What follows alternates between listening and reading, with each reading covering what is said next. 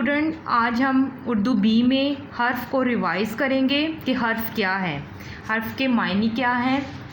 حرف وہ کلمہ ہے جو نہ تو کوئی اسم ہے نہ ہی کوئی فعل ہے، بلکہ دو اسموں اور فعلوں کو ملانے اور جوڑنے کا کام دیتے ہیں۔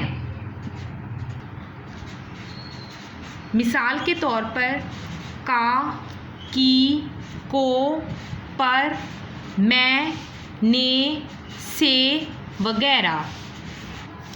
یہ وہ چھوٹے چھوٹے حروف ہیں جو جملوں کے درمیان استعمال ہوتے ہیں۔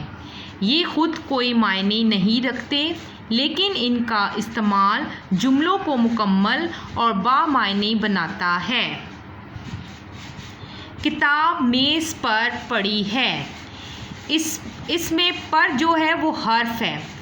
اگر ہم اس کو اس طرح پڑھیں گے کتاب میز پڑی ہے تو یہ جملہ مکمل نہیں ہوتا، یہ نامکمل جملہ ہے۔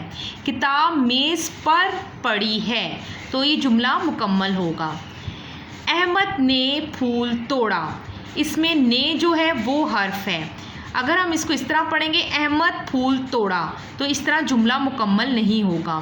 احمد نے پھول توڑا، حرف لگانے سے جملہ بامعنی اور مکمل ہوتا ہے۔ اسلم نے بلی کو مارا، اس میں نے اور کو حرف ہیں۔ اگر ہم اس کو اس طرح دیکھیں اسلم بلی مارا تو یہ جملہ بے معنی ہے۔ اسلم نے بلی کو مارا، یہ جملہ مکمل ہے۔